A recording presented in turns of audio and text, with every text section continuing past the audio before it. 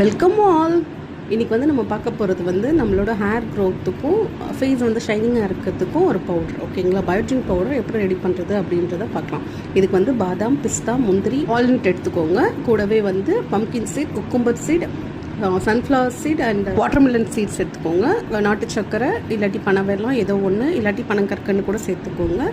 And try ginger, try dates வந்து ஒரு 4-5, கூடவே எலாச்சி. ஓகேங்களா, இது எல்லாமே எடுத்துகிட்டு தனித்தனியாக வந்து ட்ரை ரோஸ்ட் பண்ணி ஃபைன் பவுடராக அரைச்சிக்கோங்க.